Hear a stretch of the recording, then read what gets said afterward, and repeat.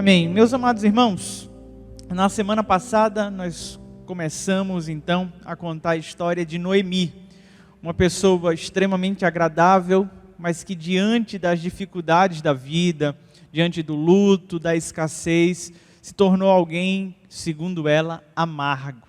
Ela queria ser chamada de Mara, porque ela se considerava então uma pessoa que estava amargurada com relação à vida. Nós aprendemos algumas lições com essa história. Eu vou precisar recapitular um pouco da história para que a gente possa ver então o que Deus fez por Noemi, para que a gente possa entender então o final da história de Noemi. A história de Noemi, como foi contada na semana passada, é a história de alguém que estava junto com a sua família tentando sobreviver. Eles eram de Belém e Efrata, saíram daquela região para a região de Moabe. E chegando lá na região de Moabe, por conta da escassez que estava tendo em todo mundo, naquele momento ela acaba perdendo o seu marido, Elimeleque, e pouco tempo depois, ou não temos a realidade dos tempos, mas tempos depois os seus filhos se casam com moabitas e eles também acabam falecendo. Ela se encontra então apenas com suas duas noras e ouvindo que Deus havia visitado o seu povo, ela decide sair de Moabe e retornar para a sua terra. E naquele momento, enlutada, entristecida, ela começa então a conversar com as suas noras para que abandonassem ela, para que desistissem da caminhada com ela. Mas uma de suas noras decidiu permanecer. Essa nora é Ruth, decidiu ficar ali junto com ela, fez uma declaração lindíssima. E diante de tudo isso, elas retornam então para a região ali de Belém, para o seio do seu clã, da sua família.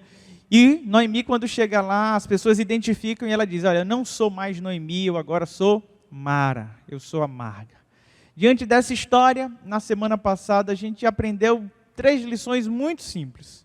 Nós entendemos na semana passada que independente da escassez, independente do luto, das perdas que a vida nos impõe, eu e você temos que ter sempre o discernimento, a capacidade de ouvir a voz de Deus e seguir em direção àquilo que Deus está fazendo. Foi isso que Noemi fez, mesmo diante de toda a tristeza e amargura, quando ela soube que Deus visitava o seu povo, quando ela ouviu isso, ela foi em direção àquele lugar.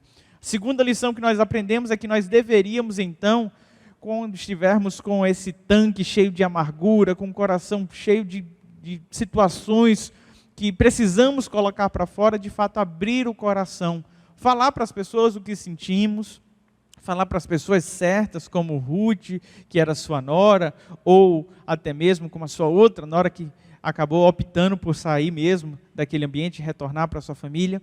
Nós aprendemos com Noemi que para que esse nosso coração não seja tomado pelas amarguras, não basta apenas ouvir a voz do Senhor, precisamos desabafar, precisamos colocar para fora. E a terceira e última lição que aprendemos é que Deus sempre vai colocar na nossa vida pessoas que serão como a figura de Ruth, leais, presentes no momento da angústia. Deus sempre coloca um anjo para cuidar das nossas vidas. E o nosso convite na semana passada foi para que eu e você pudéssemos enxergar quem eram as Ruths que Deus estava colocando na nossa jornada, na nossa vida, e se eu e você estávamos tendo essa atitude também de Ruth na vida dos outros, sendo companheiro, sendo leal, buscando o melhor com os outros. Só que a história de Ruth e Noemi tem uma grande transformação. Esse texto de Ruth, no livro lá de Ruth, no capítulo 4, a partir do versículo 14, que a gente vai ler já a gente vai estar postando aí para você acompanhar com a gente, mas desde já pegue sua Bíblia. Esse texto, ele nos traz uma grande transformação, uma grande guinada na história. É um livro que de fato nos surpreende a cada capítulo. O primeiro capítulo é uma história que a gente olhando diz, não há esperança, não há perspectivas, mas logo na sequência, a partir do segundo capítulo, a gente começa a encontrar uma saída, mas ainda não é muito clara, e a história vai mudando até então se concluir com uma bênção do Senhor sobre essa família. O que é que acontece então nesses 2 capítulos, no 2 e no 3?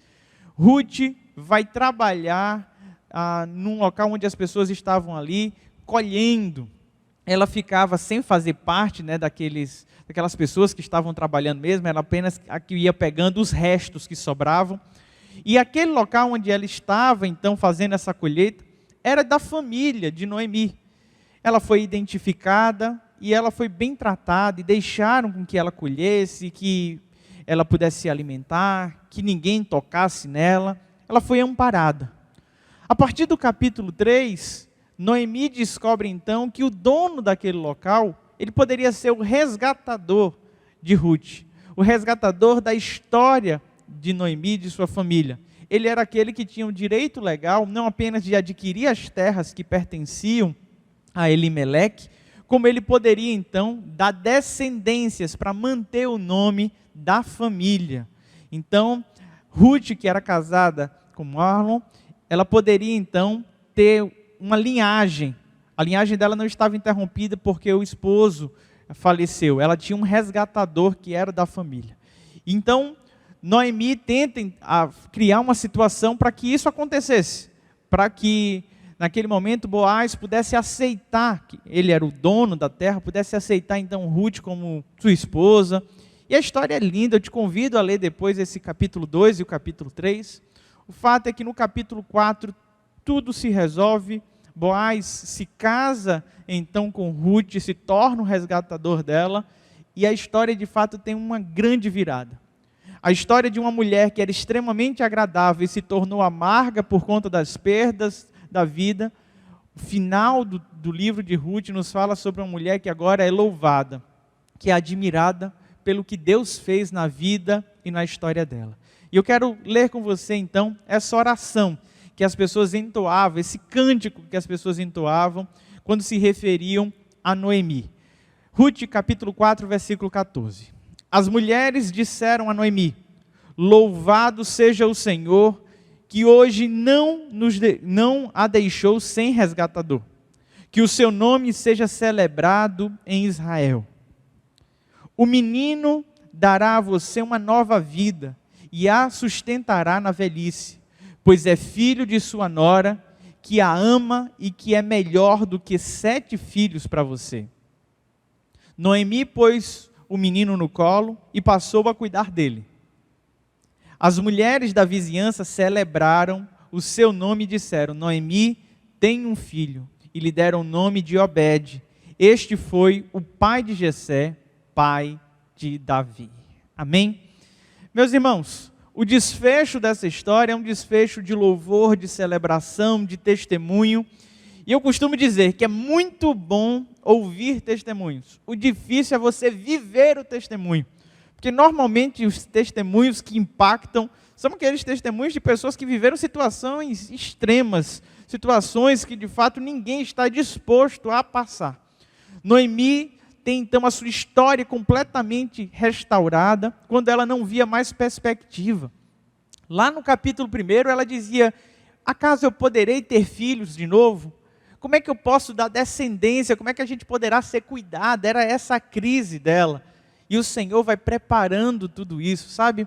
Muitas vezes eu e você olhamos para o lado e não vemos saída. Olhamos para a situação e diz: não tem jeito, não tem jeito. Mas precisamos entender que o Senhor é perito em criar novos jeitos.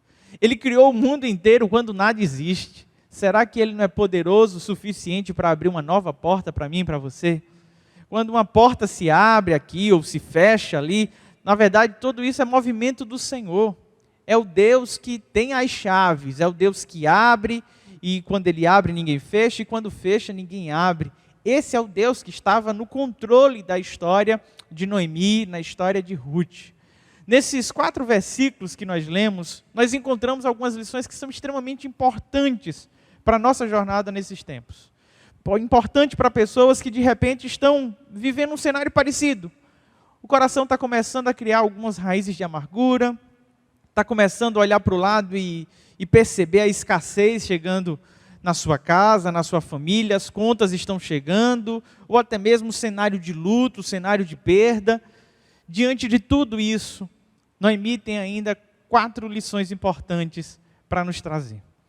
A primeira delas nós encontramos nesse verso 14, o primeiro verso que nós lemos, que diz assim: As mulheres disseram a Noemi: louvado seja o Senhor, que hoje não a deixou sem resgatador, que o seu nome seja celebrado em Israel. Eu creio, que independente das circunstâncias que eu e você venhamos a passar, o nosso resgatador vive.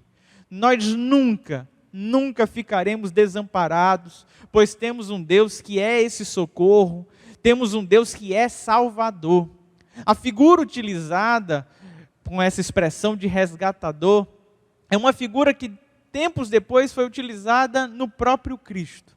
Na verdade, existiam 3 ideias de remissão no Antigo Testamento. A primeira delas tinha a ver com o pagamento de uma dívida. Se alguém tinha uma dívida e chegava outra pessoa ali e pagava essa dívida, agora aquele camarada não precisava mais ser preso ou ser vendido como escravo, ele seria resgatado, redimido. A segunda figura que nós tínhamos era a figura do vingador, que também é tido como o resgatador. Caso alguém ferisse um familiar seu e esse familiar morresse, você tinha o direito, por lei, de fazer a justiça. Na época que era o olho por olho e dente por dente. Então, a figura do resgatador é aquele que fazia justiça pelo nome da família. E a terceira figura que nós tínhamos sobre o resgatador era aquele que dava sequência à linhagem. No caso aqui, Noemi não poderia mais ter netos, em virtude que os seus filhos morreram, então suas noras não tinham mais obrigação com o nome da família. Precisava de um homem que pudesse levar o nome da família, e assim então ele pudesse resgatar a sequência, a linhagem. E para você ver como isso é importante, nesse texto específico está registrado nas Sagradas Escrituras, pois é a linhagem de Cristo Jesus. Obed se torna pai de Jessé, que é pai de Davi, e Cristo Jesus vem ao mundo sendo chamado de filho de Davi, aquele que vem da linhagem de Davi, da tribo que pertencia ali a Belém, Eufrata. Essa linhagem só permaneceu porque Deus permitiu que existisse um resgatador. Sabe, talvez eu e você em algum momento olhemos para a nossa história, olhemos para a nossa família e pensemos: eu não estou deixando um legado. Quem vai cuidar dos meus filhos? Quem vai cuidar da minha casa? A gente fica tão preocupado, quem vai ser o salvador da nossa história? E tudo que a palavra do Senhor nos ensina é que o nosso Redentor vive. Deus sempre vai mandar o seu resgatador. O texto diz que hoje o Senhor não nos deixou sem resgatador. Creia nisso. Quando a situação apertar, quando você achar que não tem mais jeito, Deus preparou para você o resgate. Ele é socorro bem presente na hora da dor. No versículo 15, é onde acontece então a grande virada. Depois do resgate que ocorreu, o texto vai nos dizer então que Ruth foi agraciada com o menino. E olha o que esse menino significa na vida de Noemi, a sogra. O menino dará a você uma nova vida e sustentará na velhice, pois é filho da sua nora, que a ama e que é melhor do que 7 filhos para você. Se nós aprendemos com Noemi que Deus sempre manda o seu resgatador, que Ele é o nosso remidor, nós aprendemos com essa porção da palavra que acabamos de ler, que o Senhor cuida de nós, mesmo na velhice, e Ele nos dá uma nova vida, um novo tempo. Quem poderia imaginar que Noemi, já na sua velhice, teria a alegria de ter em seus braços uma criança? Quem poderia imaginar que a história dela, que era uma história de amargura, se tornaria uma história de tanta alegria? Aqueles que têm a felicidade, a alegria de ter uma criança dentro de casa, sabem como o ambiente muda com essa presença no seu lar. E é essa graça, essa bênção que o Senhor está derramando sobre a vida de Noemi. Às vezes a vida nos deixa tão amargurados, tão aflitos, que a gente diz: nada de bom mais pode acontecer. A gente começa a ficar sem esperança e acha que vamos de mal a pior. Mas eu creio num Deus que nos dá sempre a oportunidade de vivermos em novidade de vida. Um Deus que preparou cuidados para a minha vida e para a tua vida, até mesmo na velhice. Ninguém ficará desamparado.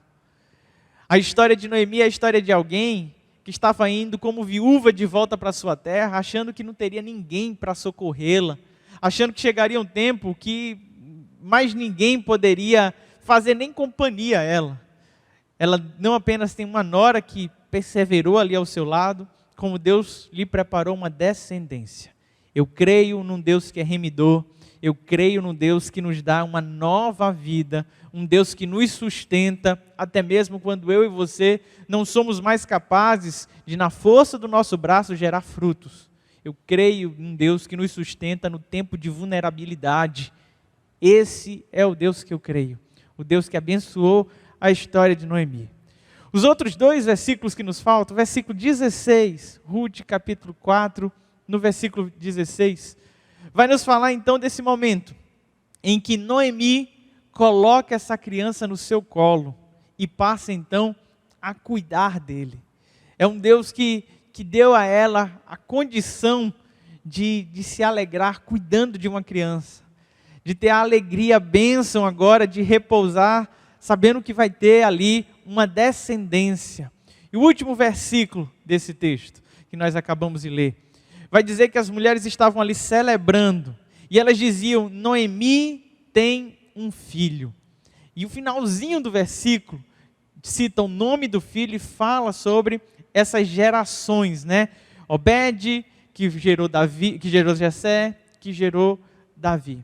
Eu creio num Deus que Ele não apenas é o nosso remidor, não apenas nos dá a condição de viver uma nova vida, não apenas é o nosso sustentador, não apenas nos dá a alegria de ter bênçãos em tempo em que todo mundo dizia que não era mais possível.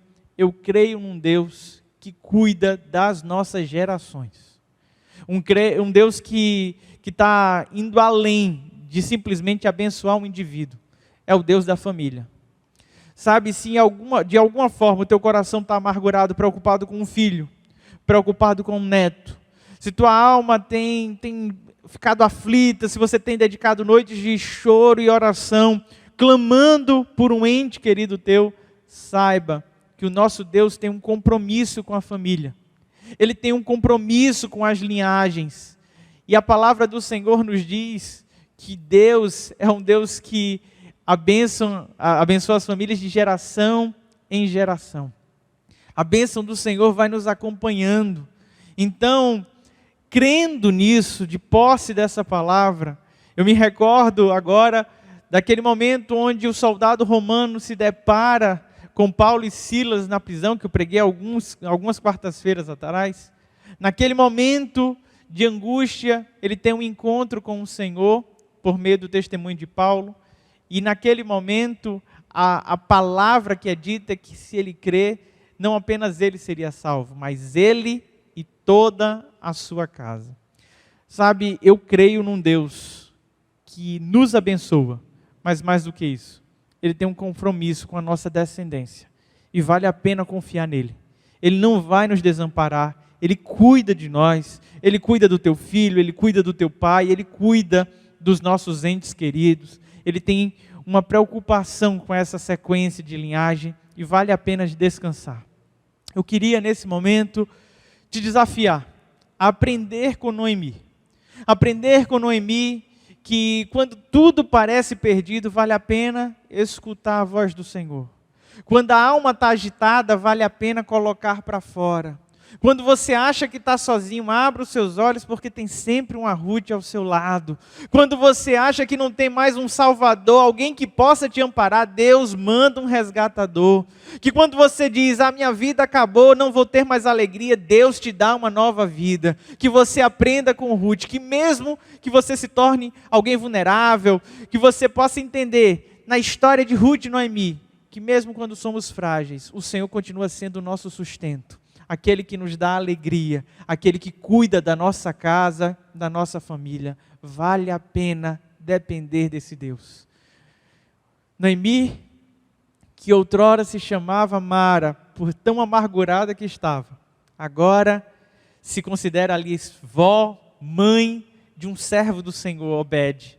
Aquele que daria sequência à linhagem de Cristo Jesus. Talvez em algum momento você se sinta assim, amargurado. Mas eu preciso te dizer, O mesmo Deus que cuidou de Noemi e Ruth é o Deus que vai trazer alegria para o teu coração. Fecha os teus olhos, curva a cabeça, vamos orar ao Senhor. Pai bondoso e querido, muito obrigado, Deus, porque diante das adversidades da vida, nós não estamos desamparados, não estamos sozinhos. Muito obrigado porque o Senhor é o nosso remidor. Obrigado porque o nosso Redentor vive e Ele vai se levantar sobre a terra. Muito obrigado, Pai, porque o Senhor continua a nos sustentar. Muito obrigado porque o Senhor nos dá uma nova vida.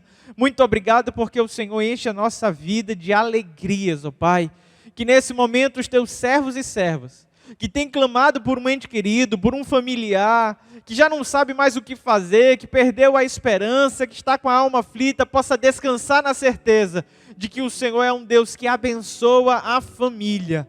Ó Pai, visita todos os lares que se encontram nesse momento enlutados, todos os lares, ó Deus, que se encontram nesse momento padecendo por conta de um ente querido que está enfermo. Visita, Deus, todos os lares que estão vivendo o drama da escassez. Ó Pai, opera os teus milagres em cada uma dessas famílias aqui representadas. É no santo nome de Jesus que nós te oramos, com coração grato, que veremos os teus milagres. Assim te oramos, Pai. Amém.